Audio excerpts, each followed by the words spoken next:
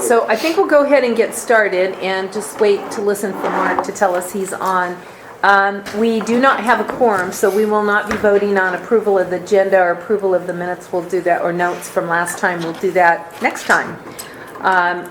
What I wanted to share for all of those listening and wanted to have a discussion with the members, but I think we'll hold the discussion until next time, but at least call it out, is we have designed a best practice in student transition subcommittee tracking sheet that I'm going to ask Hilda to explain a little bit about that.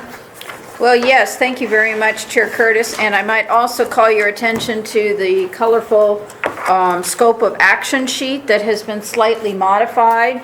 OEIB staff has worked with Nancy Golden and Lindsay Capps to align our subcommittee scopes to reflect not only our charges, which is misspelled here, but also our connection to OEIB metrics, which you now see on the second row. Beyond that, you will not really see any changes on this document, but we will continue to use this to guide our scope of action. We've purposely left a little bit of time in the latter part of the year to come back and work very intentionally on recommendations. And we've also built in opportunities for the OEIB research team to provide us with any best practice or research briefings that they need vetted. So that's an ongoing item on the right-hand side. In terms of the tracking document that Yvonne or Chair Curtis referenced, one of the reasons for this was to make sure that every time we have a discussion that we are thoughtfully keeping track of what issue we were trying to address and how it aligns with our charge or one or more of the OEIB outcomes. Who is the point person that is sort of keeping us informed on progress, and then what progress is being made in the term of actions. And we have an opportunity to update that each month. Next steps will always be what Chair Curtis will ask us, what the committee's desire around next steps will be. And then if there are any specific recommendations to OEIB or requests to the OEIB research team, those will be noted in the last column. So this will be our first meeting using this form. Great. Thank you so much, Hilda, for putting this together. Is that Mark on the line? Yes, it is. Welcome, Mark. We went ahead and got started. We don't have a quorum, so we're not voting on approval of the agenda or the minutes.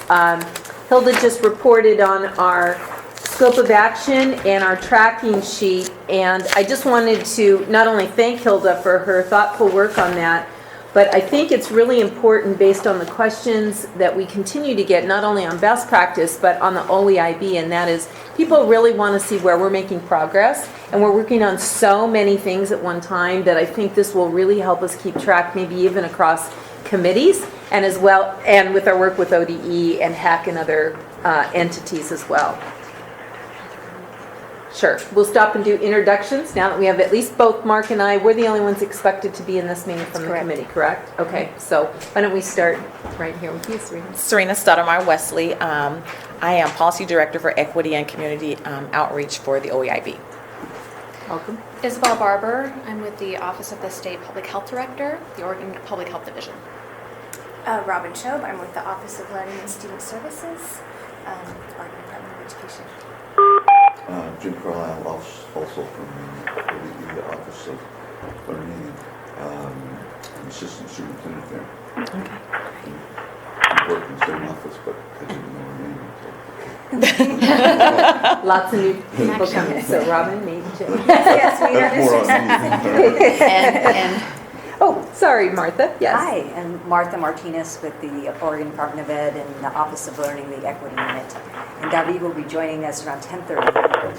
I thought our presentation was at 10:30, so he was in the office and then heading over here. Okay, so we we'll may be here flip. in person We may- or online? yes, In person. Okay, great, wonderful. Okay, so we'll move on to our agenda 5.0, which is a follow-up on Smarter Balance Assessment Consortium alignment questions from our last meeting. You have 20 minutes, and Hilda, are you going to take us through the I handouts? will. We may not need a full 20 minutes, Okay. but you may recall at our last meeting, we had a good discussion around the proposal to convene our K-12 and post-secondary partners in support of a proposal that would look at the use of smarter balanced scores, particularly if a student scores a 3, 4, or 5, as a predictor or as a waiver around placement tests if the student continues on in 12th grade in that content area and successfully graduates and moves directly into a post-secondary institution. The subcommittee asked a number of very thoughtful questions, and I know David Reeves has been reading the answers because many of those questions came from him, and he's responded a little bit already. But what you have in front of you are several documents. You requested a one-page summary. That's very difficult to do, but we did get it down to a 2-page summary. And it sort of, the first part gives you the background of this, and also gives you a reminder on the levels of achievement. They're called achievement level descriptors for the SBAC. And this is called, the handout that I'm referencing is called Use of Smarter Balance for Placement in Oregon.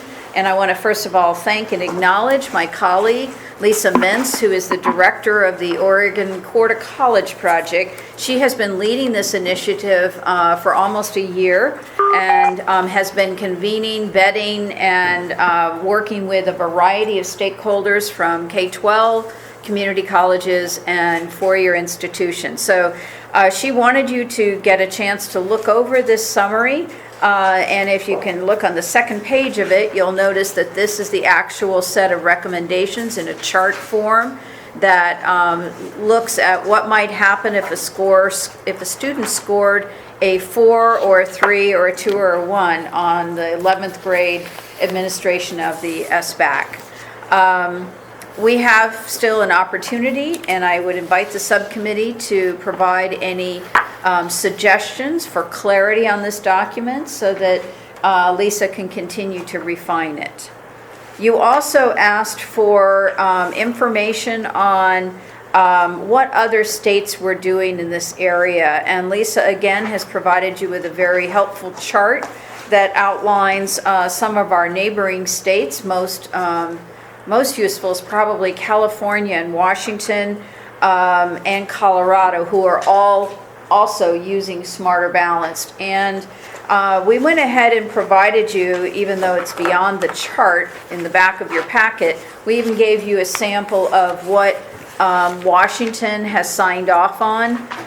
It's a page that has SBCTC at the top. That stands for State Board for Community and Technical Colleges. And they have all signed off on an agreement, as has the Council of Presidents. And we've been monitoring very carefully their recommendations, learning a little bit from them since they're just a little bit ahead of us. California has a very similar process that's in place. And Lisa, in her capacity, keeps in touch with the other states. All the Core to College directors have regular phone conferences, so they hear what's happening with this work. You also asked about Oregon placement testing score summary. I'm glad you didn't ask for a 2-page summary or a 1-page summary, because that would have been impossible. I think we got it down to 13 pages, and I think there's probably implicit in this chart some real concerns and issues that the subcommittee will want to consider, and that is that if this is the most succinct way we can summarize this for you as a subcommittee, you can imagine what the experience must be like for a student or even a teacher or faculty member to also, or an advisor rather, to negotiate all of this.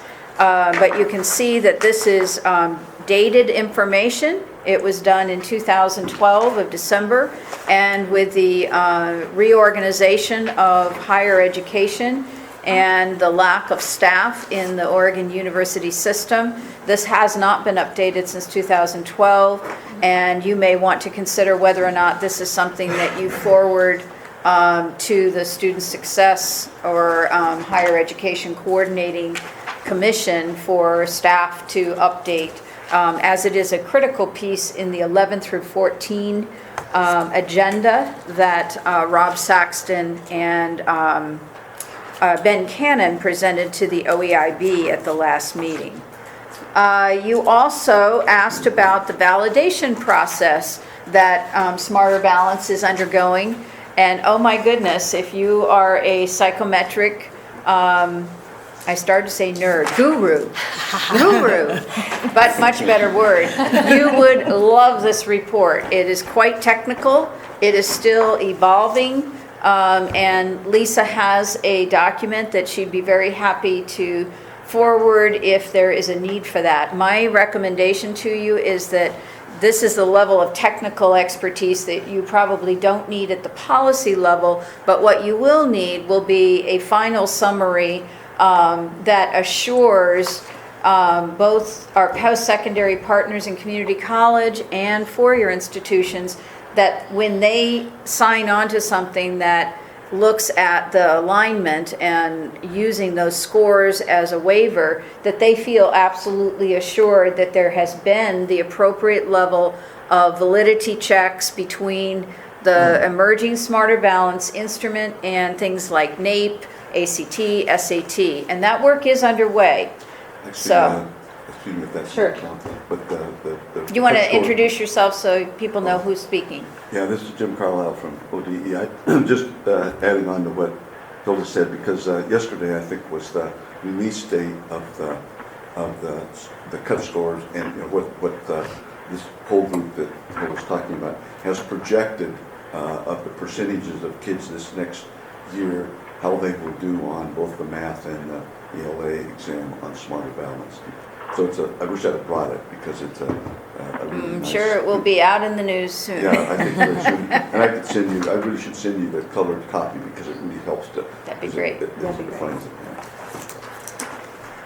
So, Lastly, you asked about, well, you asked two more things. You asked a lot of questions. One was that you wanted to know what the status is in terms of vetting this recommendation and policy with appropriate entities. And Lisa has done a yeoman's job of meeting with the CIA, not the one you think it is. It's the Council for Instructional Administrators, and also with the Provost Council and the Registrars Group and the Student Services Group.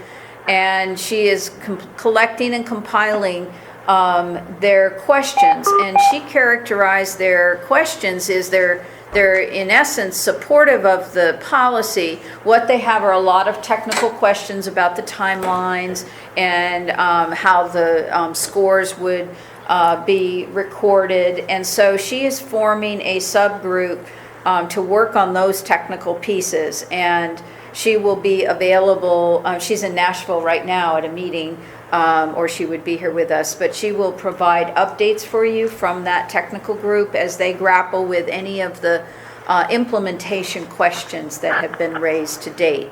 The last thing you asked is about the status of other state policies on 12th grade retake of the Smarter Balanced Assessment or PARC.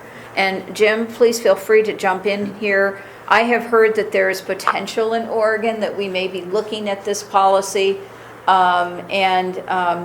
Lisa said there is not a definitive document that yet tells us what the other states are doing yet. They're all kind of discussing that right now. So Jim may have more to add to that. I don't at this point, but I think that was a part of the conversation toward the end of last week in wherever they were in California. But I'll talk with Doug right away and get that to you. Okay, If great. I have more information. helpful, that'd be great. Okay. So at this point, you really are sitting here with a document that I believe is going to eventually be scheduled for an update to the full OEIB board. At this point, you have not made any kind of a motion yet in support of this, given that you don't have a quorum today. I know that's not possible. but you might be able to send out, or you could have Hilda send out a query to those not in attendance today to see if these documents answer their questions, and then that could be an item on the December meeting for moving forward with a recommendation. Thank you very much, Hilda. When you say document, there's multiple Yes, documents. documents, So would yes. they all go forward? No, these were documents that For us. were for you. Right now, the only document that probably would go to the full OEIB board would be the 2-page summary. The recommendations? Yes, the On recommendations. Smarter Balance, okay. So, and does that include the 12th grade, what you were just talking about? The retake, we don't have that information yet, so it didn't get added to the summary sheet. But if we have that answer by December, we can add that. Whatever, I'll give you whatever they Thank you. decided this afternoon. Okay. So, Okay. go Are we ahead, ready Mark. for conversation? Yes, go ahead, Mark.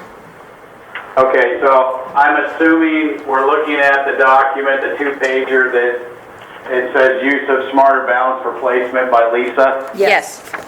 Okay. My first question, if you go to the chart, level 4, Yes? it took me a couple times to read this to understand it, and I think it's just vocabulary. But the first sentence says, based on college path, a student is advised to take prerequisite math or English for college programs. I read that as prerequisite means the developmental ed classes. I don't believe that's what was really intentional, Correct. intended there. It's really that they take the very next class in Right. a sequence. So when you look at the next sentence, that's more what I think a level 4, what they intended. But that, to me, as a reader, was very confusing right off the bat, and I think just a different choice of words. Absolutely. Great Thank you. suggestion. Okay, my second question then would ask is, and I wasn't clear, Hilda, maybe I didn't hear it right, but when we say level 4 is this, level 3 is this, level 2, is this looked at with other states as well? Because I saw references to other states and reports, but is this similar to what those reports are doing? Yes. In fact, Okay. we're almost mirroring Washington. Okay, then that makes a whole lot of sense. I think for year 1, this is great. If we can just make sure it's very simplified language, that if you're a 4, this is where we see you. Level 3, this is where we see you. And I like the references toward your senior, maybe what I ought to say in that chart is recommendation, for your senior year, you need to be doing this. Got it. I could envision that, this is kind of written at a policy level. There could be another version that would be for advisors and for 12th graders, or 11th graders, rather. Yeah, And I would love to get this families too. it out to the field fairly quickly, but it definitely sounds like 60,000-foot language. So I know you already said this, but I just want to state it again because I'm going to continue to call out when we're trying to address barriers. And because the developmental ed that recommendations come from the placement test, I think one of the key things you said right now, Hilda, was the fact that the groups in the HEC that are looking at it are supportive of using SBAC and kind of going in this direction. One question I have, and I've just been, as I ask more and more questions, I learn more. One of the things I found out yesterday is how the Compass assessment is adaptive, and I was just wondering if we're doing any kind of analysis on the placement tests themselves and how they create barriers. And the reason I'm asking that is if we don't get to a total agreement about using SBAC or feel we need multiple assessments, if there are other assessments to be used, are we doing an analysis? So for example, one of the things somebody said to me yesterday was that in the Compass math test, it's adaptive. So if a student misses a couple of arithmetic things that might have been 3rd or 4th grade math, but yet they took an AP math class, their heads up there. Maybe they made a few errors, but do they ever get a chance to really answer those AP or calculus kind of questions if the adaptive nature of the assessment is kicking them out of any kind of those assessment questions? I don't know much about it myself, but the person who was talking to me about it was very knowledgeable. In fact, there was an adult who had actually taken it to see what happened to them. And so I'm just wondering, are we ultimately, or maybe not even ultimately, maybe in the interim as we're working on these agreements, going to have multiple sort of pathways? So we would be needing to look at what are the agreements around those, and then what are the barriers within those tests themselves. There are two ways to answer that question. I first of all need to put a caveat out on the table for our audience and for those listening, that we will still continue to have placement tests that are needed by our community colleges because so many of them are serving a large proportion of adults who are returning to the community college. So I didn't want anybody to walk away thinking this was, removing all placement tests. Right. Secondly, I think that your question is absolutely a perfect question for me to forward to Shali Hudson, who is working under Ben Cannon in the Community College Workforce Development offices to coordinate with both OCCA and Elizabeth Cox-Brand, who started this work around developmental education redesign, because that is, I think, one of those pieces there. Ben will also probably want to respond in terms of anything that he envisions happening around a statewide look at all placement tests. Does that? Yep. Okay. That covers what I was looking for. Again, always Yeah, I'm going to sound like a broken record on this, but I'm going to keep saying it because I think we need movement at some point on this. When I look at this chart and I look at the varied degrees of cut scores at 17 community colleges, that is absurd.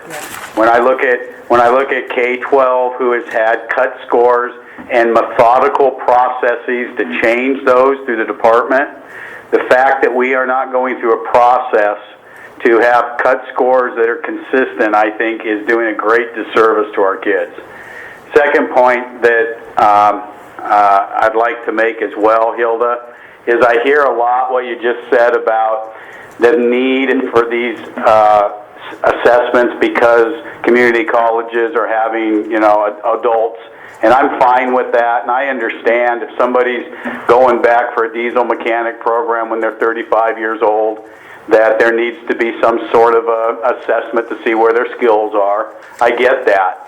But I don't think that's necessarily in our pipeline/shoreline concept when an 18-year-old enters as a freshman.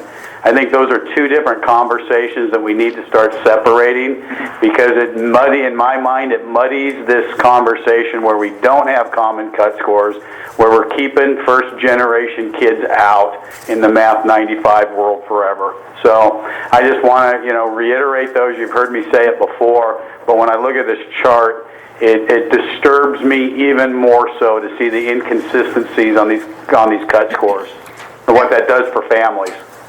I will also just update you all that at the Higher Ed Coordinating Commission meeting last week and at the Higher Ed Coordinating Commission Student Success and Interinstitutional Collaboration Subcommittee, the discussion, those are long titles, and we're not allowed to use acronyms, so that's why I'm spelling them out.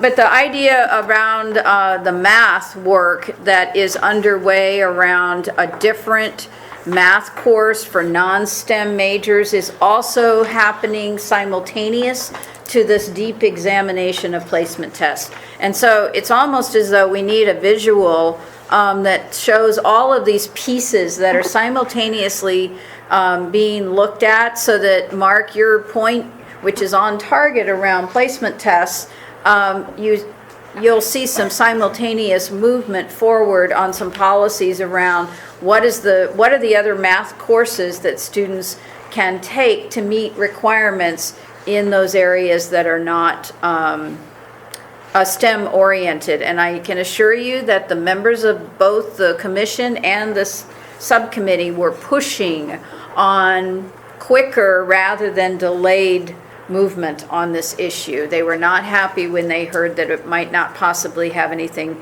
to approve until 2016. So they are really pushing on that, and I will share this feedback from your committee with Ben Cannon. So one more thing I've learned about how placement tests are used, and again, I haven't checked any of this out, so this is through other people.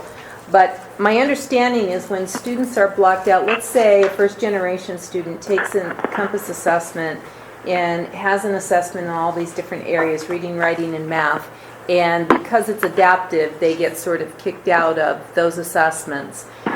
Then they also don't have the ability to enroll in other college courses that are credit-bearing. So if I want to take art, or if I want to take something else, I'm blocked out of all of it because the electronic system. That's what my understanding is, that I've heard from parents whose students have gone through that. So I think that's, again, another barrier, because when we think about the things that keep kids connected to school, we just saw this again at the OSBA conference. There was a presentation from the Gallup work that is talking about the kinds of things that keep kids, all of us, connected, is working in our areas of strength. So if students are blocked out because of their areas that they're really struggling with, of taking anything else that matters in something they really care about, then we're putting up one more barrier. So I think that's another area that needs to be looked at. And I love that you mentioned the visual, Hilda, and you're so great at putting together those visuals and working with people on those visuals. So I'm going to take that as a suggestion. It sounds like you would like to probably have an update from Shali on placement tests work that's underway. And we can certainly work with Ben and Shali to make that happen if you like. That'd be great. And I've noted these questions as well to make sure that we get all of those on there. Anything else from Mark or anybody else who's on the phone who wanted to say something about that conversation? All right. Well, thank you, Hilda. Those were a lot of questions, a lot of charts, a lot for us to read, but I think very important. So if you'll help me remember to make sure the rest of the committee reads that in depth and is ready for those recommendations in December, I think is going to be really important. All right. We're going to move on to chronic absenteeism. Serena, Isabel, and Robin, who we've met previous, and welcome, Davi, to our table. We did introductions earlier, but I'm going to turn it over to you. I don't know who's going first. Serena? I'll go ahead and start. And this Okay. is Serena. I just want to start by saying this is a really important issue for us, and it's one of our priorities at the OEIB. And because we would not be able to reach the 40-40-20 if we don't have students in seats in schools in order to do the work that it takes and to be reading by third grade. And we know that there's other issues that keeps them from doing that. And so we've come together, the Public Health Division, ODE, on how to decide how we're going to move this forward. For the OEIB, we're looking at what policies are there that possibly needs to be developed, or is there some recommendations that need to move forward to make some things change within their school system, but also with our family and community engagement as well. And so I'm going to pass it off now to Isabel to talk about the public health issue and how that plays a part, and then I'll come back a little bit later. We're going to kind of play tag on this issue as we move forward with our slides and everything. And so we also want to say thank you for having us to come and present to you this morning about chronic absenteeism in our state of Oregon. Mark, do you have the slides? Nancy, do you have the slides?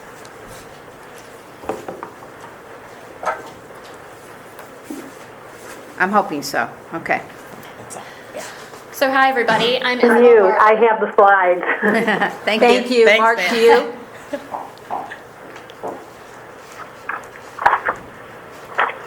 Okay, go ahead. Go ahead. Okay, so I'm Isabel Barber, and I'm with the Public Health Division, and you might be wondering why the Public Health Division is interested in this topic.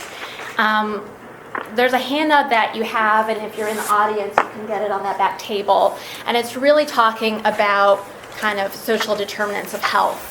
And we really understand in the Public Health Division that when folks do not graduate high school, their trajectory for their entire lives is diminished, that we have, as a population, folks that don't complete that level of education live shorter, sicker lives.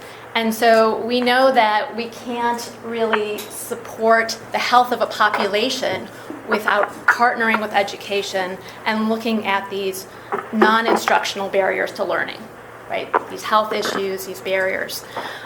So part of the reason that I'm here is that we understand this so well that we're working with the Department of Education around how to partner effectively as state agencies. We serve the same populations. We have a lot of different touch points throughout our agencies, and yet it's very easy for health and education to be siloed. So we're making a concerted effort to join together to have better communication. And part of the way that we're doing that is working on an issue that's relevant to both the missions of our agencies. And that issue is really boosting high school graduation by addressing chronic absenteeism.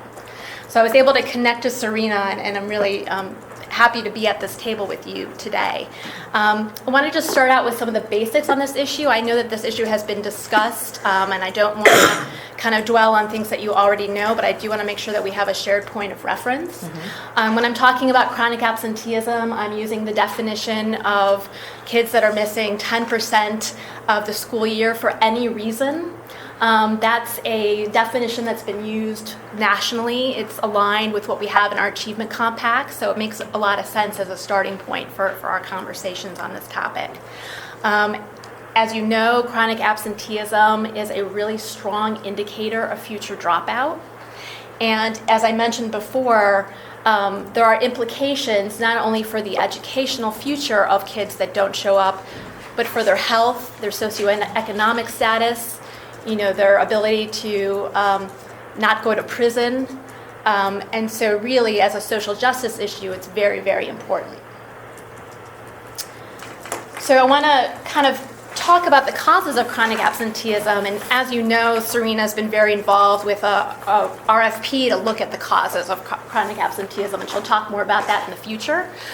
There's been a lot of national work on this. There's a really strong understanding nationally that this is an issue that has snuck under the radar for far too long, and that the burdens are falling on the same population that the burdens always fall on. That it's our young people of color, our young people that are socioeconomically disadvantaged, our special education children, and that we really need to, if we're going to talk about health equity and educational equity, that we really need to talk about this. So a lot of the barriers here in that barriers column, you can see are kind of those health issues and the social service issues. When I talk about health, I'm talking about health very broadly. Feeling safe in your school, that's a health issue. That's an emotional health issue. Having asthma or oral health pain, which we know are two really kind of chronic disease reasons why kids miss schools, important. We know that teen pregnancy is one of the biggest reasons that kids don't finish high school. So when we're talking about the 40-40-20 goals, we really need to kind of open the net to think about barriers to that goal that fall outside of maybe the traditional educational purview. And then within that, again, you get to aversion and myths. So the barriers is I can't go. I can't go because I'm sick. Aversion is I'm going to avoid going because it's very uncomfortable for me. I don't feel connected. And then the myths is, particularly what we see in the earlier grades where it's just that's not really important. See that with kind of kindergarten families and things like that.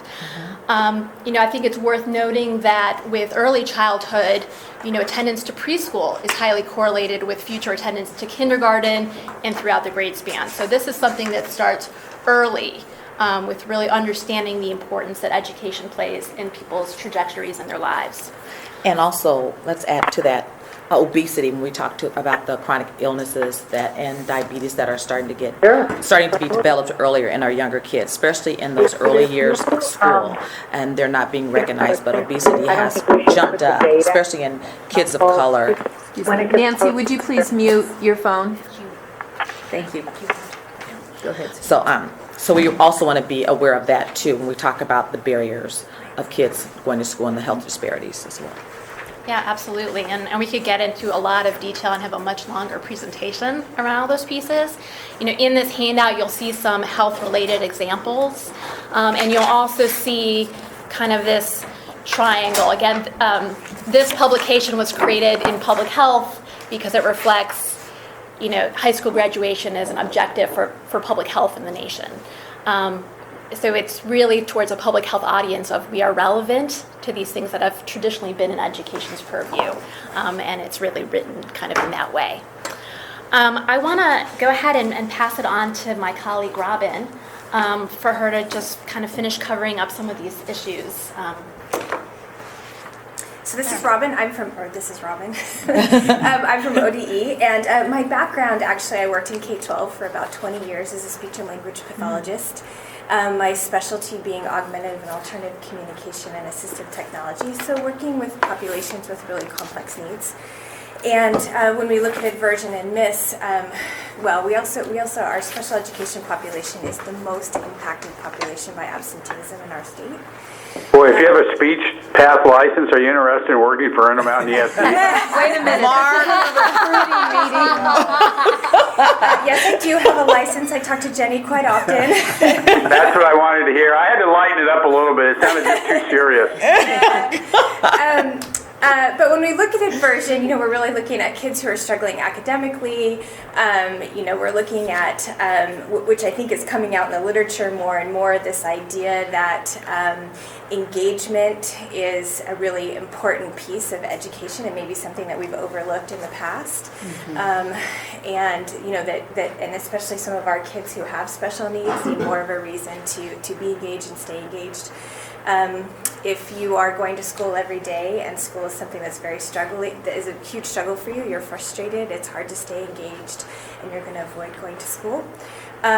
Poor school climate, we know that we still have work to do around equity and a lot of work to do around, of course, kids of color, and of course our kids with special needs. And then parents themselves who've had negative experiences in school have a lot of empathy for their kids who are struggling and their kids are getting a different message. We also have our myths around kids who are in the younger grades, school maybe not being as important as it is when you're in middle school or high school, and other kinds of issues that which we hope to look at the local level, to really look at what Oregon parents and families are struggling with in terms of getting their kids to school. And we know this is very important when we're looking at our tribal populations as well. Anything to add? As well as our English language learners as well, And our too. English language learners. Just that we have a tremendous opportunity, that this is kind of a canary in a coal mine of reaching kids kind of early and often on the issue of their attendance to school, knowing that there's a trajectory that's being put into place, and that kind of multi-sector efforts to really support kids matter and will be the way to kind of solve this issue. And we also know that kids can't get to school by themselves, so family engagement is a really important piece to chronic absenteeism as well. How do we explain to parents the importance? So especially in the early years, we know that some, especially kindergarten, first grade, a parent might take off, go on a vacation, and be gone for a couple of months. But that's putting your kids behind. So we want to also make sure that family engagement piece is really important in that. And we have a partnership with the Oregon Commissions for an intern who's working on a parent engagement one-pager for us too as well that will be a part of this work. Is there a reason why, have you been able to look at what's happening in third and fourth grade when things are better on this chart in terms of attendance? So, there's just kind of, you're talking about the arc, this Yes. graph right here. I'm certainly not kind of an expert on that. I think that what I've seen written about that is that families have gotten into the groove there, and that some of the kind of added pressures and disengagement that we see in some of the later grades haven't come to pass yet. So, there's a real understanding that primary education piece in the early grades beyond kind of kindergarten and first just seems to be more of a well-oiled routine. But I think, this is a really multifaceted issue. And figuring out, we can look kind of nationally around what's said and then kind of understand this curve. But, one of the things that's really exciting is the chance to really talk with communities and figure out kind of at the local level what people are experiencing. Yeah. So in kind of just extending that question, are there issues that are barriers that are different across that continuum? Yes. Yes. Okay. Yes, I think too, as the higher grades go, kids have more ability to not take themselves to school or to leave school, whereas a third or fourth grader doesn't necessarily have that. So you're looking at different. This is also where, just our larger kind of socioeconomic status as a state really comes into play. When I've worked with kids, especially attending alternative schools, the number of kids that need to stay home or need to leave school early to work to help support their family, to take care of siblings, that those financial pressures, that children and youth bear those financial pressers that their families are experiencing. And you also start seeing more of the push out once you get more, because the 5th and 6th grade is where it starts to curve back up again. And that's where you start to see more of a push out, kids not really feeling like they're welcome in school. So there's a lot of different mechanisms that come into play when we start getting to that 6th grade, to that high school level. As Robin was saying, kids can leave school whenever they want to. This is not, I don't want to be here. They don't care about me. So there's many different facets that come into play when we get to those other grades. And we're going to get to this a little bit later, but when we get the RFP when it's done, that's really a lot of what the study, we hope we'll get back from our study consultant too. So, and we'll I talk was just about that a little curious bit later. about, and I think you've answered it, and it seems logical that kids have more choice and they've been checked out maybe longer as they get to those older grades. I was just curious about if some of those early health issues are still issues at 12th grade. I know in our district and in our region, we've worked really hard on school-based health centers to try to overcome that, and I don't even know if we're making a dent in that. And they at all. could, especially for kids that have asthma and diabetes, and especially in the kids that have low-income children, because they don't have, back then and up to really just this year, having the access to a lot of the health care, that they didn't really have that access. So hopefully we'll see a change too. I don't know, you can speak better to that. Well, I also, Chair Curtis, to your question, it's a bit of a kind of a snowball rolling downhill, right? So Right. kind of management of these as to attending school. There are points of intervention kind of earlier, and then things get bigger and more difficult as they are not taken care of. We see that with mental health concerns. We see it with physical health concerns. So I know in our state we've really tried to work to address with the early learning pieces, kind of early. This is part of that conversation, is how we support kind of attendance at the younger grades. Not to say that the older grades aren't important, not at all. We have opportunities throughout their grade span. One of the things that I know ODE is doing is looking at the disproportionate suspension and expulsion of youth of color, and that comes into play here. If you look at these numbers by demographic groupings, you're going to see more exaggerated patterns. Serena talked about school push out, whether it's feeling like you don't belong or actually being kicked out. Figuring out in our data systems, when a kid is absent, if a kid is suspended, are they absent? What does that look like when we lift the hood and really look at our data? It becomes complicated when you think about how data is reported at the local level and then given to the state. And we're hoping that the early learning too, that it will also involve that hub work, because hubs, CCOs are so involved with the hubs, that hopefully that will get captured at that early stage as they start to move forward. So again, we're hoping that we'll see some changes in the coming years to that piece. So. Great. Thank you. We have about 4 minutes. If you want to keep going. Okay, so we just, you have this handout in front of you, but we just want to quickly highlight the work that's being done across the state and the work that Serena and Isabel and myself, or the Public Health Division, the OEIB and ODE are doing to try to bring kind of all of the people together to be sharing the work that we're doing and not reinventing the wheel and going forward. So we have been working with or the people that have been working in chronic absenteeism. We have all hands raised, who have created a partnership with DHS. They're looking at school level social service support. This actually involves, knocking on doors and meeting kids and families where they are. I'm sorry, it's this. Keep going. This is the Thank you. Organizations Exploring Chronic Thank you. Absenteeism in Oregon. The Children's Institute, who have worked with several other organizations as well, they will be coming out with a brief soon looking at chronic absenteeism in Oregon, specific to Oregon. Of course, our work with the OEIB, the partnership between the Public Health Department and the Oregon Department of Education. We've been in contact with Phil Donovan, looking at what they are doing to support the tribes. There's draft legislation, a concept that's looking at providing family coordinators in 9 schools. These will be people, again, that will be able to talk directly to families and students about what's happening on the ground.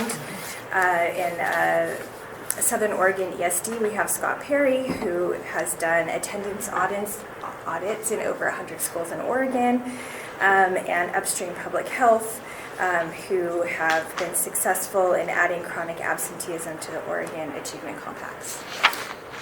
And before we close, we also are OEIBs. We just reviewed proposals for RFP yesterday for a study consultant to do across the state 6 to 8 focus groups to really define what the root causes are. Root cause for chronic absenteeism is across the state. So we're hoping to have an answer of who that will be sometime next week, so that when we're back, we can really show you some. If you asked us back, we're not saying that you'll ask us back, but if you do,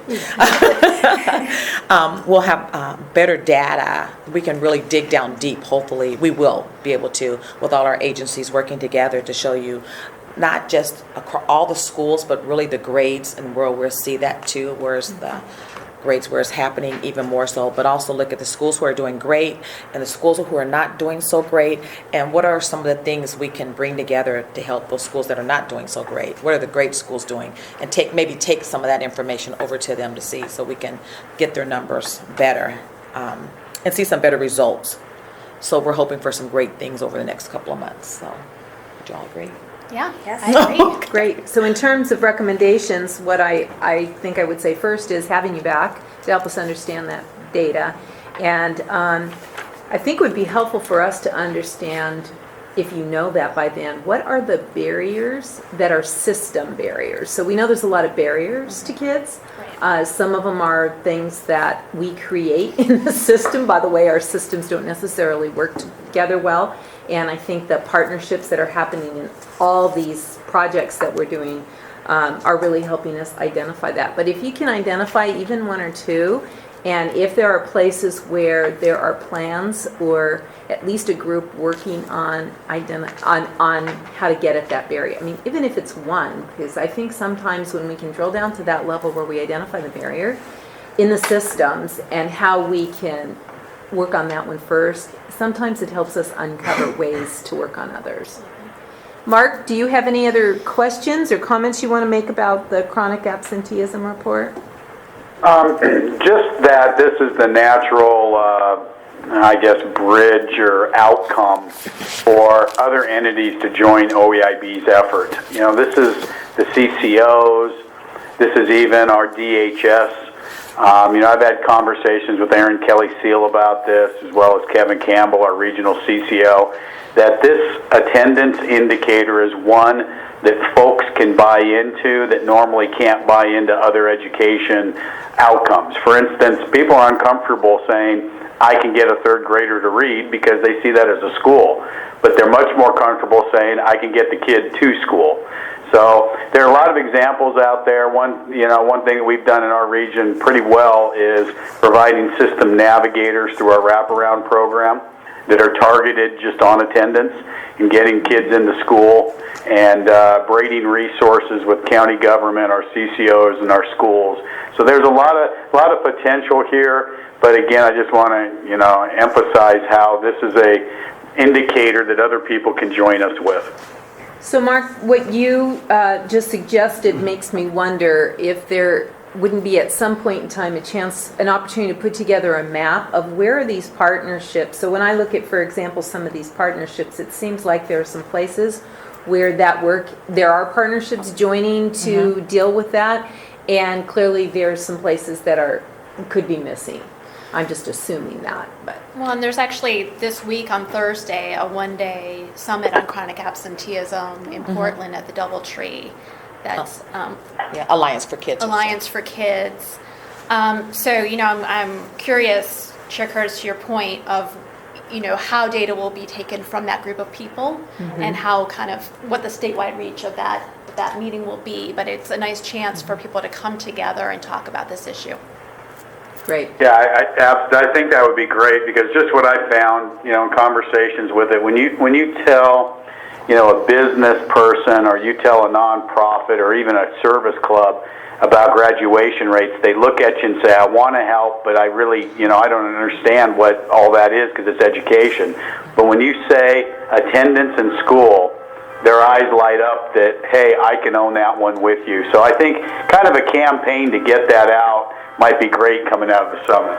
Okay. And so if we have a map or some kind of visual that helps us understand where are those partners sort of gaining some ground on what they're going to do about that, and then like Mark said, are they learning some things that we can replicate in other areas, and how do we get that information shared? I don't know why, but it just popped into my head, for example, the work that Chalkboard started in some school districts, and then they got funding and are now kind of trying to say, we learned this one thing and we think that this will work in other districts, and so they've sort of grown that Chalkboard project idea, and then eventually we had some funding at ODE level. So I think if we can learn things in that way, sort of around projects, but then being really transparent about what's working and why is it working, because I know regionally there are issues too, right? Just by geographic and numbers of people and numbers of organizations in those areas. So those are some things we need to be being transparent about as we identify what can be replicated. So can I repeat the recommendations back to you? So Sure. Data, number one. Yeah. And then number two, I have what are the system barriers, but also I put with that a map of partnerships, so like some visuals. But then number three, I have planned or groups or individuals who might identify what are some of the barriers and some indicators.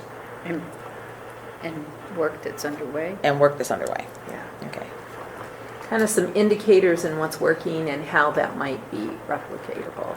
And if it is, maybe people are already learning in some areas where they're, I was thinking about All Hands Raised and the Southern Oregon and working with the tribes. Maybe there are some things that are working similarly now. I think that there are already, some kind of emerging lessons learned. Mark Mulvihill mentioned kind of the navigators, having people that can help families and kids navigate the system and reach resources. That's important. Having folks that use that attendance data and really recognize it at the school and district level. There's some national best practices that have come into play as well. Great. Sounds great. Thank you so much. Lots of information, lots of great work going on. We're going to move on to 7.0. I would suggest that I've just tried to reach Chuck Bennett, who is going to join us. Chuck, are you on the phone by any chance? So I think we should go to 8.0 and then come back. Is that all right, Are you okay Jim? with that, Jim? Oh, If we sure, skip sure, and sure, come back to you? All right. So we have with us today David Bautista and Martha Martinez, who are going to share with us the English learner research discussion and on most appropriate interventions prior to 9th grade. And that's because we saw some data, was that last year or year before last?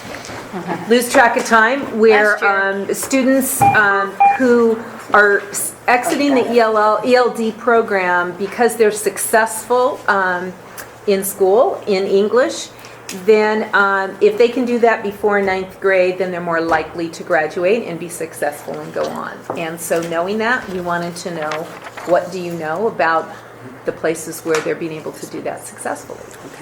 Thank you very much. And just as for the record, everyone, my name is David Bautista, and I'm the Assistant Superintendent for the Oregon Department of Education in the Office of Learning and the Equity Unit. One of the important things, and just note, is the current focus on finding the right methods to improve academic achievement of students who have historically been denied the opportunity heightened the less but more important reason for their poor performance. And that is, if we're talking about right now, our colleagues mentioned health equity, we need to pay attention to racial equity and economic equity. Saying that, it means that all of our English language learners that come to our schools have a resource. In the work that we need to do is making sure that that resource continues. And that is said in our equity lens. In terms of the work that personally I've been doing, for the past 25 years, I've been studying this topic. So it is extremely important to understand the opportunities that we have, and my colleague Marta Martinez will be able to explain how children cognitively developing two language reach higher. And if we're talking about the connection, if we're talking about world-class education, how we're going to be putting our Oregon kids ahead when we know that students in other countries, to mention China, 200 million students required to learn English. 100 million students in India required to learn English. We have 55 million students. And out of those, less than 8 million students are receiving some kind of native language instruction. In our Oregon case, we have 563,000 students, and out of those, we have less than 8,000 receiving some kind of native language instruction. So when you see that movement, how many of them are going to have the opportunity to have the resource? We're seeing, Yvonne, you are the leader of one of the oldest programs in the state, Forest Grove, developing the dual language K-5 and continuing. We have right now 80 elementary schools. It's not much because we have 735. We have 80, but it's a very good start. We have middle schools continue to develop the two languages, and then we have high schools. That's why Deputy Superintendent Rob Saxon directed us to establish the biliteracy seal. That's going to be a really celebration for the system, absolutely for the kids and the families. Our communities are going to be winning. So with that, in terms of the practices and the elements that we have in place, I will let my colleague Marta to explain where we are. Okay. Do you have additional copies of the PowerPoint? Yes. They're very small, but That's okay. sorry. And I emailed it to Seth too, so he could email Yeah, it. I got on the email, but I can't seem to pull it up on any of my devices, so that's okay. Oh, sorry. So thanks for having us. We provided you in advance that one-page, just kind of synopsis of, in large part, what the research says here. So the emphasis on the handout that we provided you in advance was really on the research. What does the research in general tell us about best practices for English learners?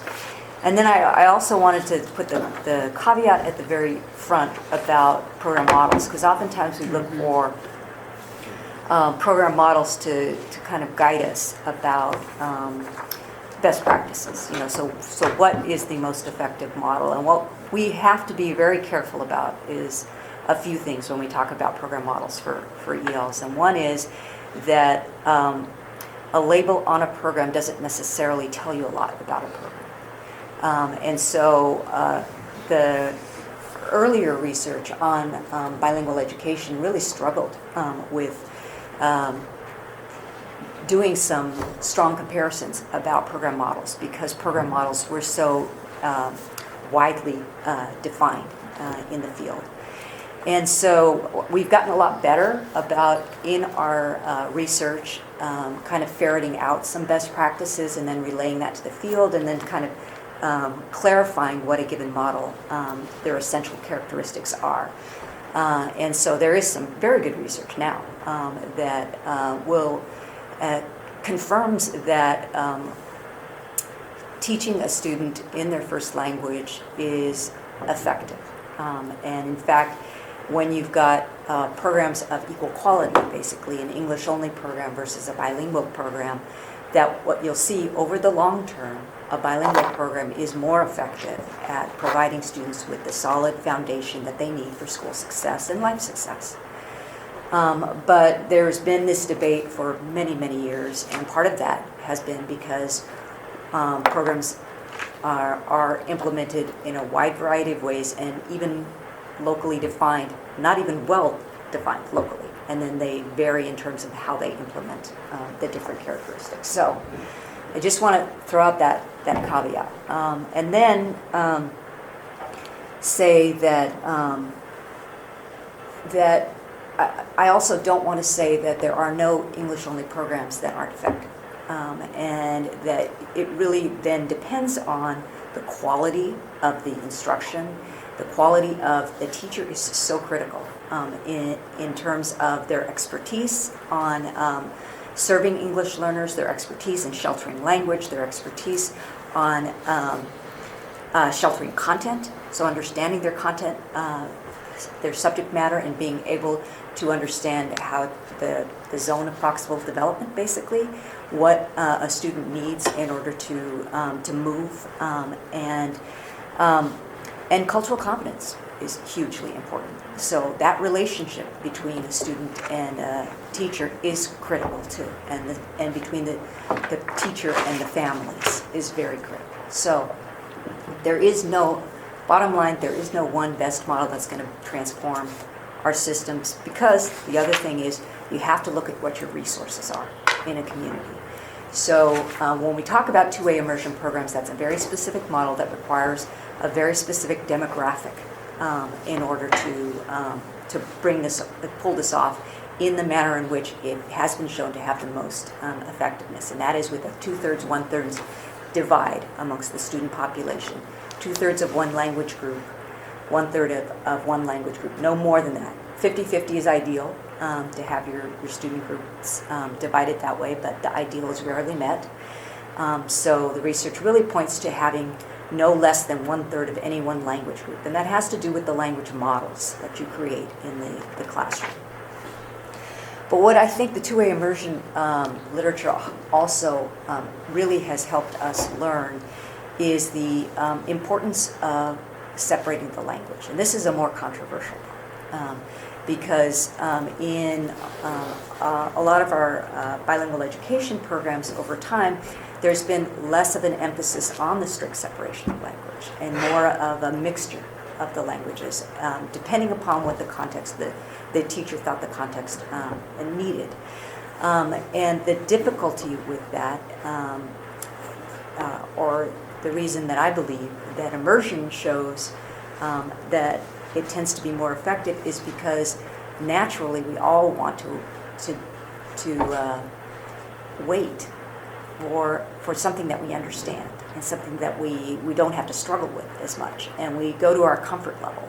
And so when we constantly provide that comfort for the students, it serves as a disincentive, actually, for them to stretch themselves and for them to rely on their peers as well to help them navigate this other language. So what is now being emphasized more so in developmental bilingual programs. So I mentioned these 4 program model types at the top of your handout, with two-way immersion being one, developmental bilingual being another, transition bilingual being another, and then English only being another.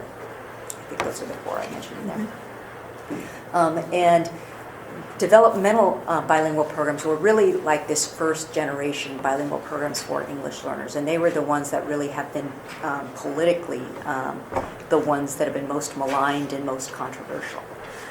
And what is now happening with in the bilingual community, NABE, the National Association for Bilingual Ed, and in with the dual language New Mexico, is there's a much stronger emphasis, even in the developmental bilingual ed programs, for a stricter separation of language. And so it is because of that. It's because we really want students to struggle to struggle with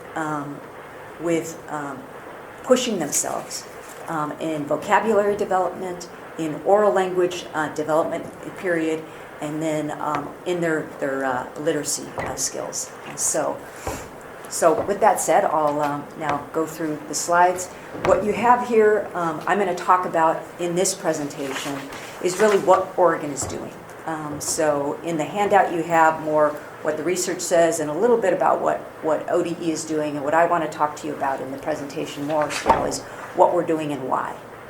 And so we have the dual language grant, and the primary purpose of the grant is to support the creation and expansion and the improvement of dual language two-way programs. And then clarify that we talk about dual language as this in a way that actually refers more to two-way immersion programs, but dual language is really this umbrella term, bilingual ed term, that can be used to describe developmental programs. It can be used to describe heritage language programs. And so sometimes it's just used when two languages are used. But a two-way program, what you'll find when we talk about a two-way program is it really talks about the two language groups that are involved. And in this case, in our dual language two-way bilingual grant, the sites that we have funded, there's 8 sites that we funded, are all two-way programs. So they all have English speakers along with either Spanish speakers or Vietnamese speakers. So we have one Vietnamese English program in the state. It's the first Vietnamese program in the state of Oregon, and about one of no more than, I'm guessing, we don't have firm numbers on this, but probably less than a dozen of these across the country. We are really, really fortunate with this grant to have the expertise of Rosa Molina, who is the Executive Director of the Association for Two-Way Dual Language Education, and then Dr. Catherine Lindholm Leary, who's a national expert on dual language research, that are the grant consultants. And we're fortunate in that we're getting both, kind of the best of both worlds. One who is an expert on program design and implementation, Rosa Molina, who was the principal at San Jose School that was nationally identified for its achievement and was one of the first two-way programs in the country. And Dr. Catherine Lindholm Leary, who's been researching these programs for 20 plus years. And she's helping us with the research aspect. And then what we also have been attempting to do, and this has been recent decision and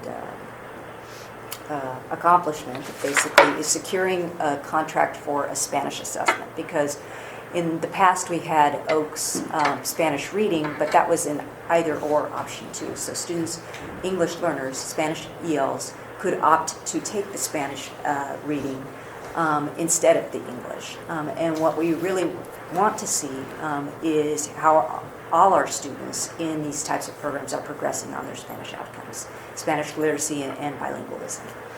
Martha, can I just make Sure. one comment about that? Because I'm assuming you're talking about a summative assessment. Yes. And that summative assessment would be for the grades that we are going to be doing Smarter Balance.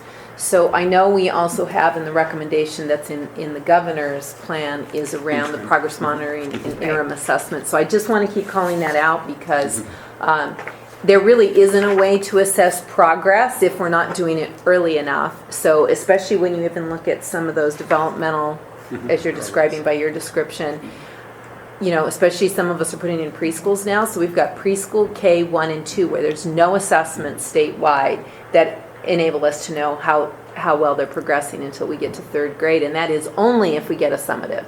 So right now we're kind of in the dark. And I know you two know that. I just want to call out that what I hope we're really talking about is an assessment system that has Spanish assessments and has aligned Spanish and English, so we kind of know how is that transfer going to happen. So. And when you're on the point, but in terms of finding something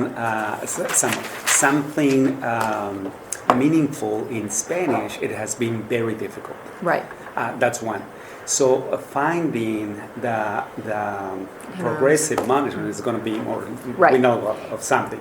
So in other places, like for example, Salem Kaiser, monitored by Kathy Escamilla, they're doing some individual assessments in both in Spanish and in English in order to monitor how they're doing. Right. So in lieu of the lack of that.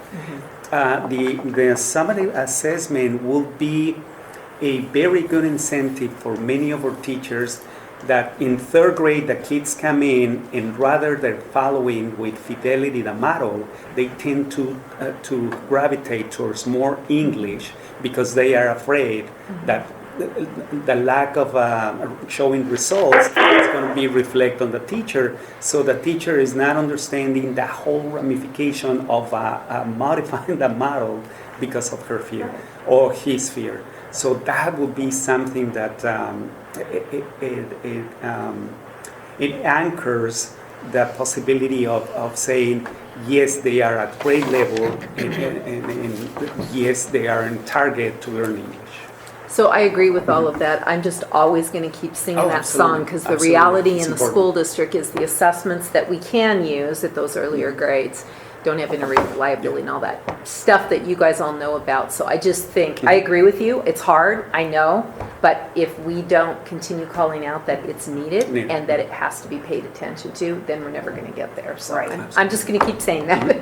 Just a warning. Go ahead. Yeah, and just to clarify too, this standardized, this summative assessment that we have for identified for, at this point, 3rd through 5th grade, is one element of the assessment that we're doing. And granted, we don't have a standardized assessment in that it's not a multiple choice type summative one, but we do have the teachers in the PERM all using the FLOSSAM in English and the partner language, whether that be Spanish or Vietnamese, to monitor students' progress yearly. And so they're going to be doing that, and they have been doing that at all grade levels. We haven't identified a point in time. They've tended to do that in early spring. But our research consultant has been helping them think through that, and then has been after ODE too, identify a Spanish assessment, summative assessment, so that we could start looking at this. And she wanted initially the sites to begin with kindergarten. And there was a considerable amount of pushback about kindergarten assessment and first grade assessment. And you have to remember too, we're not just talking about the English speakers then having to take a Spanish test. These are Right. students who are English learners who are taking Right. their ELPA. They're now going to be taking ELPA 21. They're going to be field testing.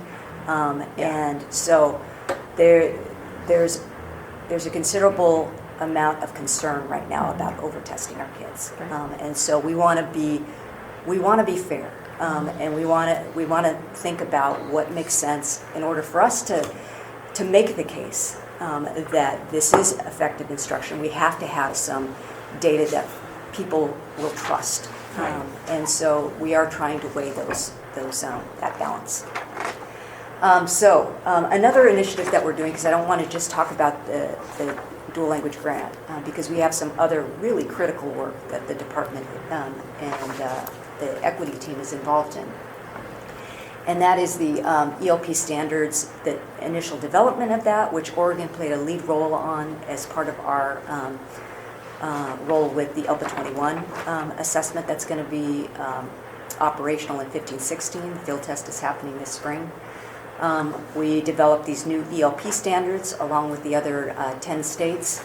And unlike the other 10 states, we really jumped on professional development. And so we were really fortunate to be able to have strategic investment funds that we could devote towards a solid plan for rolling out the new ELP standards. And my colleague Tim Blackburn is fantastic in leading that work, a true instructional leader. We have looked at how to design this in the best practice way for providing professional development. So it's not a one-off conference, but it really is a series of of meetings, gatherings where the information is presented, there's reflection done, and then there's work that's done, and then you bring it back again at the next time. So we've got it in combination with the professional learning teams conferences where we're giving presentations and gathering large groups. We have a work group, an ELP standards work group, which is kind of our train the trainers model of folks that we identified as instructional leaders in the field that help Tim design the conference presentations. And then we have the massive open online course, the MOOC, that we co-developed with Dr. Kenji Hakuda and Dr. Karen Thompson. Dr. Kenji Hakuda at Stanford and Dr. Karen Thompson at Oregon State University. And Dr. Thompson is co-leading that MOOC with some colleagues from Understanding Language, and then with a lot of assistance from Tim Blackburn.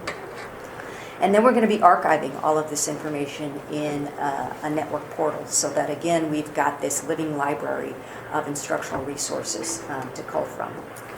Can I ask a question about that? And I'm sorry, I keep asking questions and I'm watching the time at the same time, so we have just a few minutes left, but I want to make sure that I'm clear about what you're calling out as those most appropriate services or interventions that are going to ensure kids can exit and be successful in 8th grade. So what I'm... Absolutely. What we call that, Yvonne, is the infrastructure that's supposed to be working from the beginning of any school leader that understand that their population is changing. The infrastructure that you create in order to serve these students needed to be long time ago. Right. So right now, 2014, we are reviewing, and I came to Oregon in 2000, and in 2000 I'm talking about infrastructure for English language learners, and that's the equity that passionately I see that is not coming. So right now the infrastructure is having the right personnel that has that technical knowledge to understand how to monitor the students, that they go from one level to another level and see what happened. Right now, to all of us, is the first time that English language proficiency assessment has been able to be sensitive and look at different districts that are doing that. Look, for example, at David Douglas. Look, for example, at McMinnville. Look, for example, at Centennial. And what they have there are 8. Look, what they have in common is that David Douglas have been working in 8 years to create the infrastructure to be able to say we're going to be moving out from pull out to push in. What are the results? They pass the 3 AMLs, AML1, AML2, AMB, and AML3. That's an example of infrastructure, so it's not going to be one. That's why my note of the current focus on finding the right methods, it is not the right method. It is the leadership at the district, it is the leadership at the building principal, it is the leadership of the coordinators who understand the language acquisition, and it is teachers prepared to do the work. Because we've been criticized, fair enough, Right. that Oregon only requires 45 or 55 minutes of English language instruction. That's not the case. The case is, it is focused on structures of learning English. What about the 6 hours? The rest is the creation of the infrastructure that the regular teacher is going to be working with the student. That is what we mean in terms of the infrastructure and the best practices. Yes, I'm sorry if I didn't make that clear earlier. We're not looking at a model like that is the best practice. There certainly is two-way immersion that has a lot of research behind it. But what I'm trying to do is unpack the practices underneath that really say, this is what's best practices. And it really isn't, we have to move away from thinking about teacher-proofing classrooms and instead to really create the teacher experts that we need. And so this is about what we're doing to cultivate teacher expertise. So in addition to the model, two-way immersion, and getting consultants on board that know the implementation of that model and the research behind it, we're looking at teacher expertise, both in terms of the ELP standards. So what is it about English language development in this new era of college and career ready standards that we need to provide both our ELD teachers and our content area teachers with the expertise around. Then we're also looking at culturally responsive pedagogy, because remember I talked about then they have to be culturally responsive. We're also providing equity training to schools. And then we're seriously looking at, or one of the critical elements that we're struggling with is finding and getting certified bilingual teachers. And what we mean by not just people who have some language, but people who are highly literate in the partner languages that we're then looking for to create a model, because the model is only as good as the teachers. And what we've seen is that many of our teachers, even in their current assignments, it doesn't matter how good we make the model if we don't have the teachers that have the literacy that is needed. Well, part of that difficulty in finding the literate teachers is that our credentialing process is really, really an obstacle. And so we've been really trying to figure out ways that we could create a better credentialing process, or at least an alternative credentialing process that doesn't compromise quality.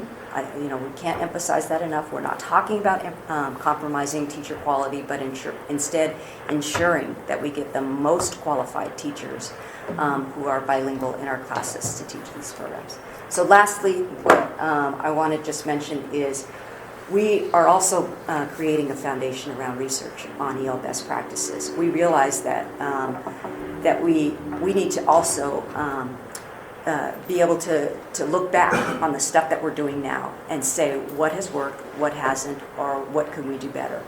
And part of that means shoring up our data collection so that we can look more at the various models that we have. When I came to the state, we didn't have them defined discreetly enough, and so it was kind of all over the map how districts were identifying the programs. So we're shoring up the descriptions. We're also providing examples of what those models look like.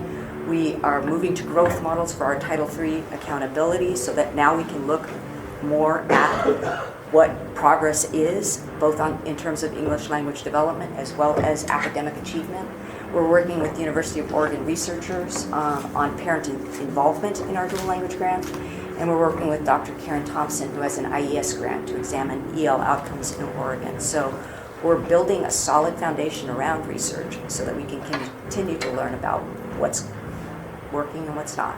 Well, that certainly is critical, and I know that was one of the things when I became a superintendent that we noticed was missing, and why we were all spinning around so many different things, even within our own districts, is there was no agreement on really what should we be doing. So I just kind of want to summarize really quickly, because I think you have identified some practices. I think in starting with dual language, we know that's probably the best practice to get kids. I also noticed, and I can't remember which document, you talked about this idea of the transition of the skills from one language to another. That's certainly something that we found.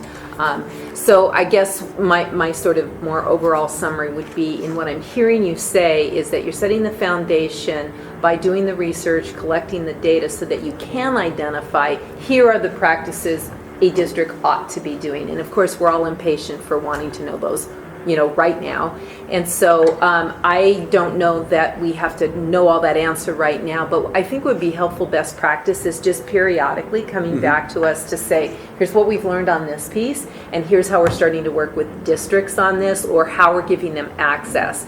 So I'm just going to say, as a district who's doing a lot of those things, because we're not in the particular grants, we're kind of out of the conversation. And I know that happens when we're doing a lot at the beginning. So I think we're just going to want to know as the best practice panel to make sure that everyone's getting access to the best practice information, and we're starting to get some consensus in the state about what we ought to do in those different places, especially where you can't do dual language.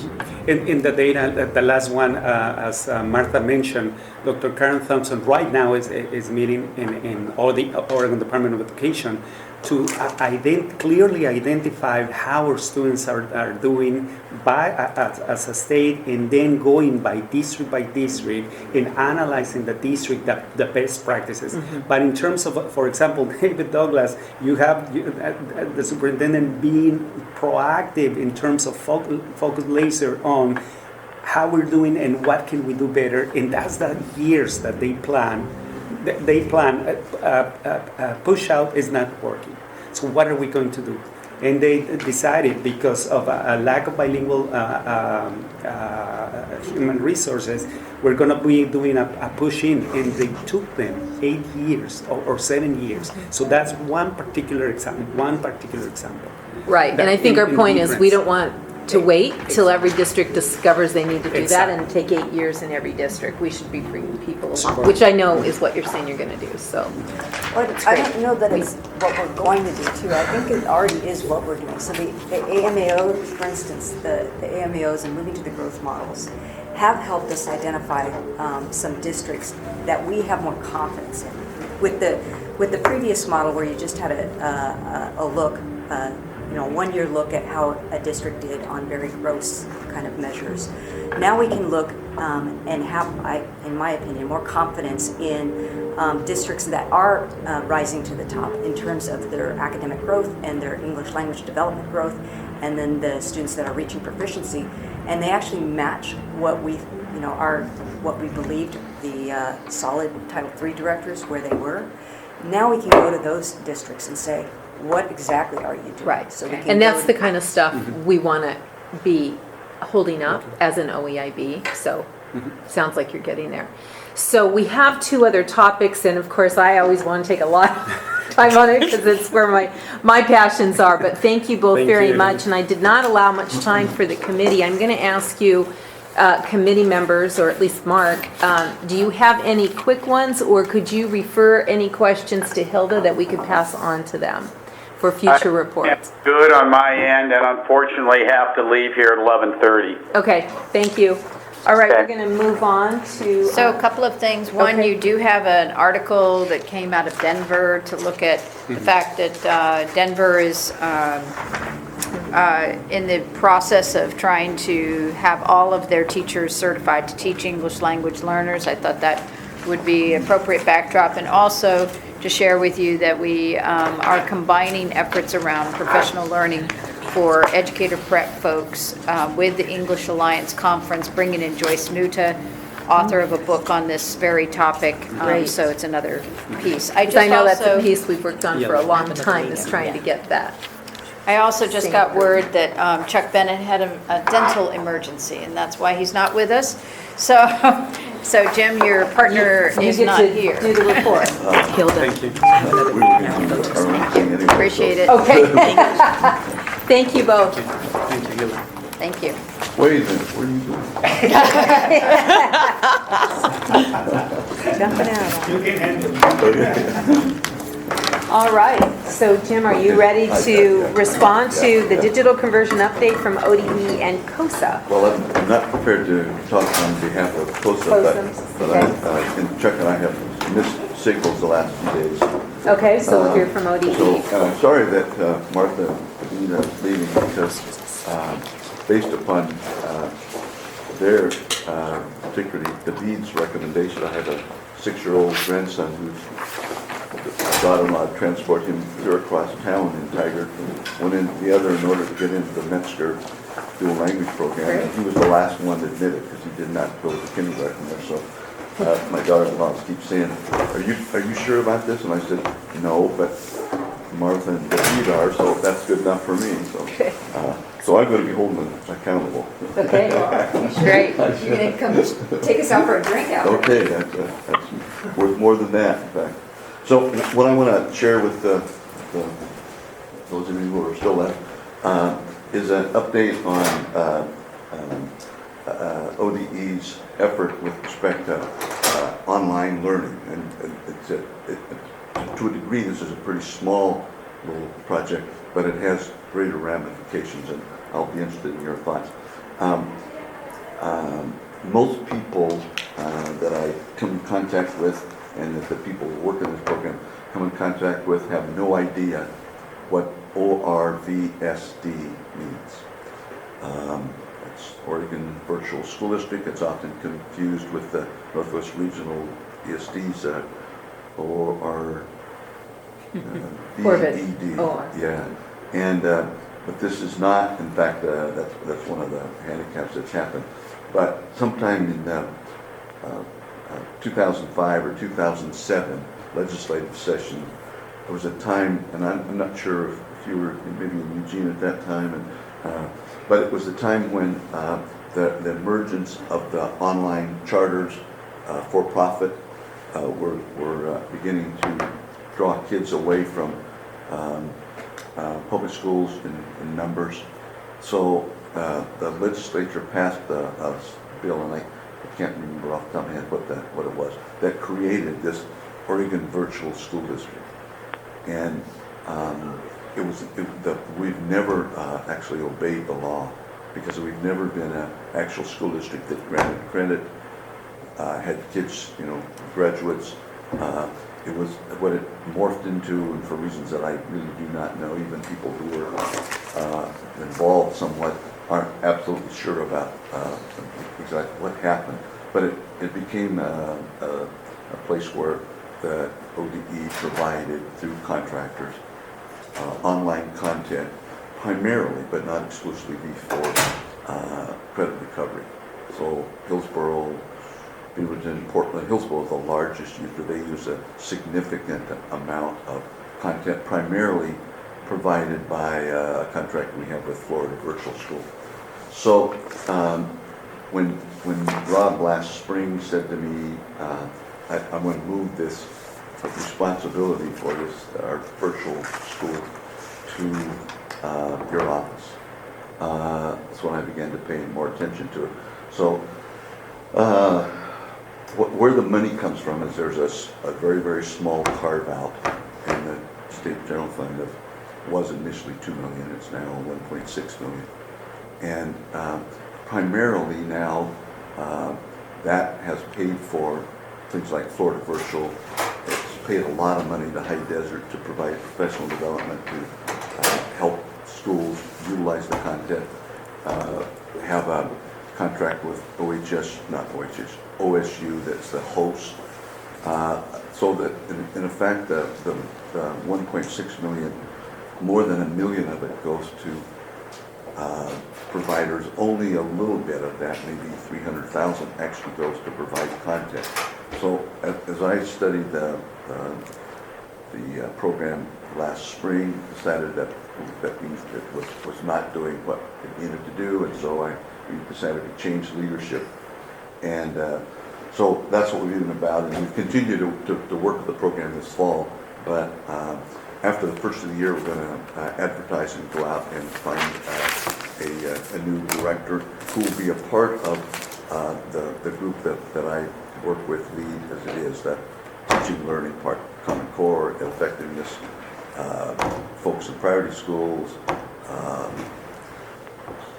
I'm forgetting other things, but we're going to bring this new person into our group, and we're going to redesign what we're doing with this program. We're not going to give up on the credit recovery because that's important first and foremost, but we're going to get much more into more blended learning, where we're providing a lot more online content that teachers can use third grade teachers can use, similar to what many school districts across the country are doing now. In fact, a meeting a couple weeks ago, with the people from Idaho, they have over 300 teachers who are both full-time and part-time, that all they do is develop high-quality online content for all the grades, for Idaho, all 3 to the school districts. In fact, they're going to be here on the 12th of December meeting at Northwestern. They're going to do another presentation about how they've done actually the Alpersons Foundation in Idaho, which is, as you know, pretty big, provided a lot of the resource for that. So what we're going to put together a stakeholders group, and a group that's also our biggest users in Hillsborough, probably the single biggest example, because their online school credit recovery uses use our content with lots of kids. But we're also, one of the areas where we're not providing very well are in rural schools who are unable to offer some coursework. Some courses, because they don't have a highly qualified teacher, period. And they were able to use online content, but often what's provided doesn't have a teacher on the other end.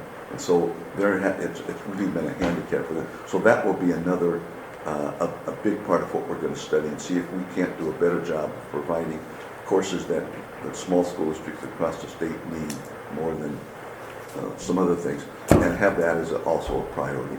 But and then the third part would be the credit recovery stuff. We'll continue that. Try to provide rural schools more, and then finally get much more into providing content for blended learning, so that So content for blended learning, Yep. credit recovery continued, and more rural school support. rural school support. Right. Yes. And has this been put into the bigger plan, the strategic plan? Because this is all growing out of when Power Up came and presented their thoughts and recommendations. At this point, no. Okay. Yeah. So probably what we want to do is try to have another time on maybe the Yeah. next agenda where you and Chuck can get together. COSA presented Power Up, Yeah. that Power I'm Up following plan. that. I mean, I know what they've been doing. Yeah. So there were, I don't know, 3 or 4 Yeah. recommendations we had in our recommendation, Yeah, and and some of them were okay. in ODE. Yeah. So we were just Yeah, kind of I wanting have an update about Okay. some of those. Yeah. For example, one of the ones was working on this whole idea of connectivity across the state. Yeah. We And also asked for. I've got information I can provide you that in writing. That'd be Okay. great. Given that you were just the two of us, I thought I'd explain this other part of it, because that's the only sort of unique thing that's not provided for here. Okay. Yeah, so I've got. So you'll some- provide that in- Absolutely. in Yeah, writing, yeah, and then I yeah, think yeah. what we want to have is a conversation between COSA and ODE about who's doing what to ensure we move forward. For example, one of them on there was about the connectivity across the state, and we Right. know that many different entities have to work on that. Yeah, Another it's one we it's had it's was a huge- about, It still remains a fairly significant issue. right, I heard in a meeting a couple weeks ago that Gene Wilhoit, you probably have heard of his name before, he was very much involved in Common Core. He said if he could wish for one thing from the next legislative session, the federal one, would be to reauthorize the E-rate. right. So our understanding was that there were some people in Oregon working with the federal government around that. And so that's kind of what we were hoping for, Yeah. was an update about what did ODE and COSA know about those Right. particular things. Yeah. So, I can do that. okay, Yeah. all right, so we'll add And that. the good part of it is I mean, we're on board, but the connectivity is going to remain an issue. I mean, it is, and Carla, who was the person that's worked for years in the department about that, says it's more of an issue than some in the department want to acknowledge. Has there been any shift or increase in FTE Or, at ODE to focus on The Power Up aspects plan. of? no, not at this point. Okay. So 9.0 on the agenda says the role of best practice to Peter disseminate should be on. research and best practice. Peter, are you on the line? Yes, I am. Hello, Yvonne. Hello, Peter. Welcome. So Yeah. I don't know who's going first, Peter or Hilda? Oh, I'm simply introducing the fact that Okay. you have in front of you some great work that Peter and his research team have done to give you some ideas about format. And by the way, David Reeves already even gave us feedback, so when we get to that point, I can share that with you, Peter. Okay, great. Thank you very much. And I'm happy to present this to other members of the subcommittee at a future date, but at least we can get some feedback. Before we were contacted by Hilda and Best Practices, our research and policy team had identified that we need to have some specific channels whereby we communicate our research findings. And some of the things that we're doing research on come at the request of a particular group or a particular staff member. So a lot of the things that we've done already have been directed to answer a particular query. But when we talked about general communications, we've been, again, internally having a discussion about what do we see our role as, and how do we differentiate or distinguish what we do as compared to all the other sources of information that are out in the field, from academic publications to things like Ed Week or something like that that's more general interest. And then the voluminous amount of information that comes out of the Oregon Department of Education, Oregon Education Association, COSA, and what have you. So in looking at all of those different things, again, this is before we talk to best practices, but in looking at all those different things, what we came to a consensus on as a group is that there's a lot of good research out there that, can you guys hear me? Yes. There's a lot of good research out there that doesn't get read. And I see that as a practitioner myself, as a principal, and as a teacher. There's often a lot of stuff out there, but actually finding it or being interested in it or knowing it exists is often a bigger challenge. And as my role as principal, I believe that intellectual stimulation was a huge role for me with my staff.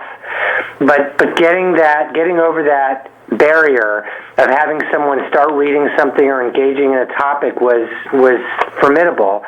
And that also was true when I wanted parents or my PTA or whatever to start looking at things. So where we landed as just a research and policy group is that we had interest in having, on the back end, heavy-duty research, but on the front end, having a document or a website or what have you that would attract that initial click or that initial read. So I just wanted to give you all that content in the beginning because what you're going to see before you is germane to that discussion. And whether or not what we want to do is exactly the same as what best practices want to do, I think is an open question. It would be really efficient if we could come to an agreement with the subcommittee and our department that we were aligned, because that way we could just speak with a common voice and work together. But I did want to let folks know that within our department, we've got some career researchers who came here wanting to kind of change the world, not necessarily produce a better document, but produce a document that would get read and lead to people asking the next question. So what we have for you is, Hilda and I met a couple times. One thing we did is we made a prioritized list of topics for research that we would want to cover in the next couple of months.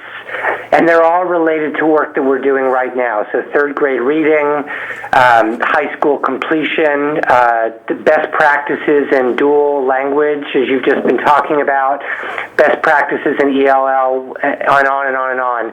Where we landed for the first demo was 3+ college level courses completed in high school, just as a place to start.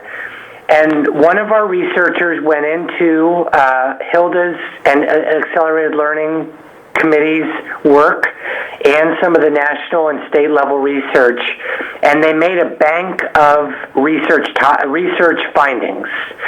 And from that bank, I asked Angela Bloom, who's the executive assistant in our department, to produce a text-heavy version, an infographic version, and then something that's sort of in the middle. And the point of today's discussion for us is to not focus on content, because we did not review the content with a fine-tooth comb, because we wanted to just get some formats in front of people to get responses. Obviously, the content on all three of these probably could be torqued up, reworded, and I understand that. But right now, we're hoping for a first blush response from the group about what do you think about these three documents, and I'm just going to sit and take notes. So I'll take clarifying questions or just information from the group. So I think and what you said is... you can start in any direction you want, but I'm most interested in what, of the three, what strikes you. Anyway, I'm sorry, I interrupted you, so go ahead. That's okay. I just wanted to remind you that I'm the only official committee member still in the meeting. I have David's feedback. Okay, so you're going to give David... Do you want to give David's first? Sure. Okay. He is on a plane today, but he did take a careful look at it, and he said, if the audience is parents and high school students, then the winding path from high school to college graphic looks good. probably best as a poster in high schools or a postcard flyer. Could be one side with the one blue and white box graphic on the other side. If the audience is counselors and teachers, then the blue and white boxes is best, but get it down to one page. Perhaps cut the intro paragraph down to one sentence, eliminate footnotes, cut out most of the intro paragraph. And he doesn't like the one with the keys and the stick figures. He thinks it's too busy. That's just his feedback. Okay. We're That grateful was- that he looked at it. That at was similar short to what I notice. was going to offer. The one that caught me right away was the pathway. Maybe that's my elementary background lens, but I agree. The one with the boxes and a lot of text for visual is, my eye doesn't know where to go. It reminds me of those teacher's manuals where there's stuff all over the page and you don't really know Right. what you're supposed to pay attention to. I think use of the colors, it seems still a little bit scattered in terms of there's a lot of different colors and pictures to look at. So if there is a way to even draw my eye to where's the beginning of the pathway and kind of draws me along might help. The pathway goes down rather than up, which is interesting. But And usually your eye starts, unless you were to make Yeah. one more colorful than the other or something like that. So I would just think about that. And I agree with pretty much everything David said about the one for counselors and so on. The one thing I did think is important on the one that has the boxes with the big dollar sign is what Yep. courses count. So I know you didn't ask about content. But when I look at some of those statements, I'm kind of wondering then, what do I need to know? And I think because people start to know there's those choices in high school, I guess it would just depend on the age level of the student as well. So maybe there's an earlier grade level version, like a 5th through 8th grade version, where it's just calling out those key points you need to know, like on the pathway one. And then maybe there's another little more detailed pathway for the kids in high school that basically calls out what are the kinds of courses that they need. That would be the only other thing I think. But the boxes with all that text as well as pictures, I think is way too busy. So this is the one you think is too busy. That's the one too busy, yeah. I don't know how to, it's the one, well, I guess they both have dollar signs. It's just No, I the get one it. that has No, boxes. I see what you're saying. Okay. And I think if you're going to do boxes like that, the blue and white where it's the color isn't so much that it detracts from the text. If you want them to read the text should stand out versus the Okay. colors. Well, and also we have to, everything we print should be 508 compliant and making sure that it meets the universal design elements. I know you probably are aware of those. And not only that, I brought it up at the meeting, and I said that you would mention it at the meeting, so we're definitely aware, and know that it's not compliant. Yeah. We're doing our best to just get it for this meeting. Yep. And But I I get know you didn't ask a question about content, but I just, two that stood out I was going to use as an example. So when I read approximately 5% more likely to graduate from high school, seems like that one's easy to understand. The one where it says more likely to place in credit classes in college sounds like education language and not language that parents would know what that necessarily meant, especially if you're talking to first generation parents. Thank you. Well, and since this is kind of a thinking discussion, I think it would, I'm just struck lately with the fact that so many of the times that we develop information, it, like you said, it has very different audiences. And I think what you've done is you provided some formats that can help reach different groups. But I would also recommend that we need to have some testing out of the messaging to make sure that it's understood. So I think somebody like Charlene Williams in Portland Public Schools would be probably a great person to get some kids at Jefferson to take a look at something that's intended for high school kids. Maybe David's Connections at Woodburn for another group. If we're looking to give messages to parents, I've gotten great responses from several folks from the PTA, the Oregon PTA. They ran our college career readiness definition by parents and gave us feedback on, oh, these words they don't understand it, or it's not clear. So I just think that would be helpful if every document has different formats, and we think about who's the intended audience, and then we take the time to, not a formal process, but to send it to some Yep. users to get their feedback on it. So one more thing I was just thinking about, where you have those solid backgrounds, I don't think you gain anything, so I'm looking back at the blue and white. So my eye goes to that darker blue, and then, so thinking about the pathway, so if you start with something like that. I like the graphics where they mean something, like the key and the people of different colors. I mean, that clearly, same thing, college. But I'm just wondering, either all on the same side of the pathway, almost like bullets, so you kind of work your way through them. And I just think that if the background draws your eye along the pathway versus sort of scatters your eye, does that make sense? Yes. Like I'm that just really- typing, but I'm nodding. I see what you're saying. I like the idea, though, that you're thinking about very visual pieces. Yeah. As well as, one-pagers. And I know that we've had some conversations at OEIB that eventually there would be a resting spot, perhaps on the OEIB website, where these materials would reside, which means that you could set up a thing that says, for students and families, or for teachers and counselors, or for policy folks, just to kind of customize the audience. And then you talked about... Yeah, and if you'll notice on the pathway poster-like document, it's got that link to our website, and Yes. we really see driving traffic to the website would be a goal of the physical piece Yes. of paper, or poster, or whatever this is. Yep. Great. I'm assuming if you're going to check out with other districts that have a lot of diversity, that you would also check out what these look like when you translate them. So if you pick the dominant languages that school districts are translating into, because sometimes we make an assumption when it translates it's going to look the same, and it doesn't because of the numbers of words or just the way it looks on the page. So that would just be the other suggestion, especially if you're going to Woodburn and Portland Public. I think those are great places to check. Great point. Thank you.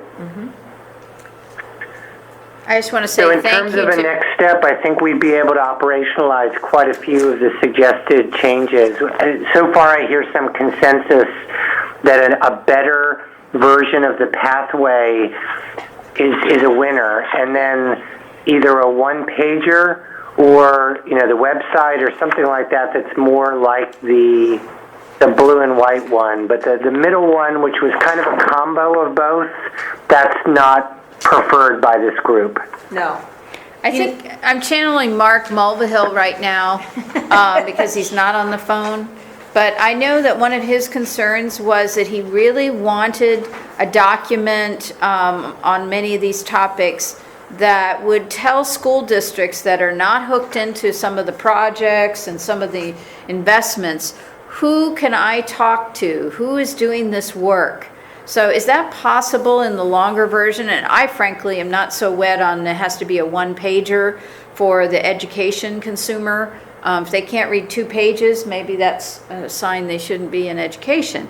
But that way we could actually put a couple of, here's who you could talk to about that's doing work and leading this effort in the state.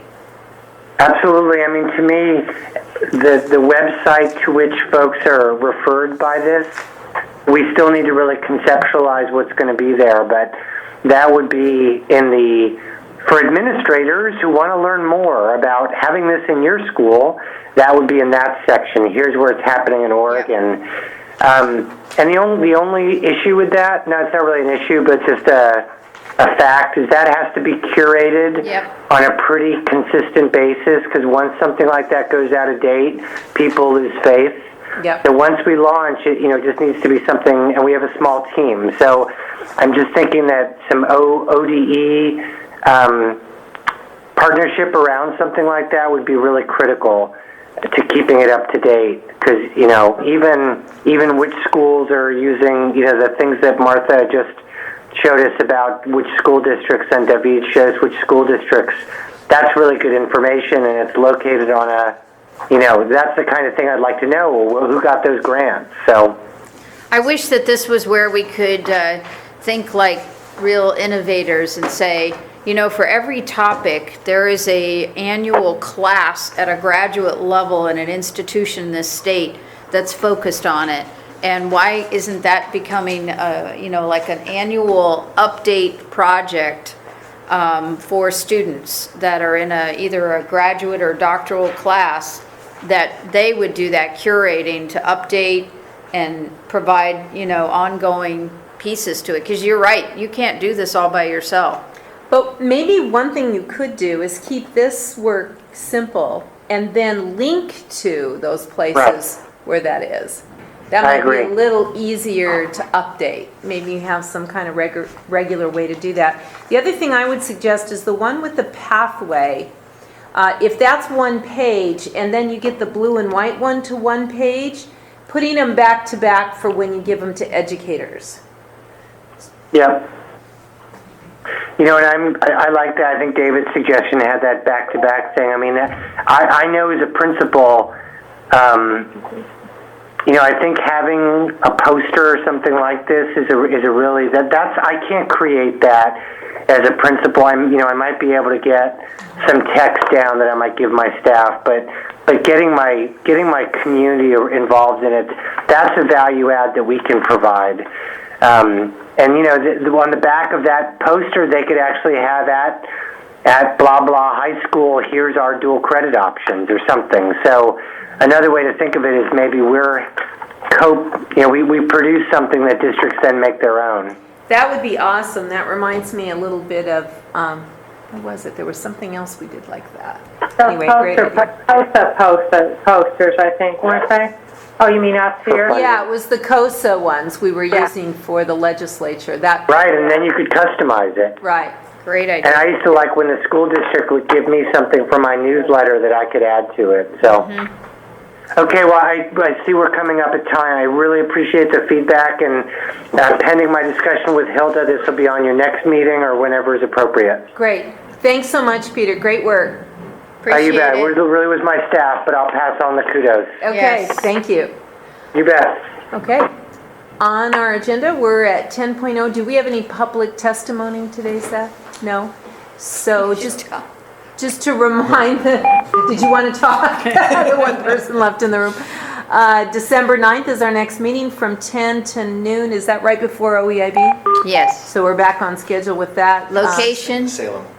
is in Salem. Salem, and our homework is to read the ECS, so I'm going to not, Education Commission of the State's College Career Readiness Blueprint Report. and have you sent that out already? I think I may have sent it once, but it will go out again. We also are going to have a report from a 26-member team that is in San Diego today at a White House summit relative to college career readiness, and we're also going to be sharing the action agenda items that the cross-sector group is moving forward, so that you have a sense of what are those steps that Ben and Rob outlined, and how are we monitoring progress and pushing on those items. Great. Anything else? Okay, I'm going to adjourn us, and we're a couple minutes early, I think.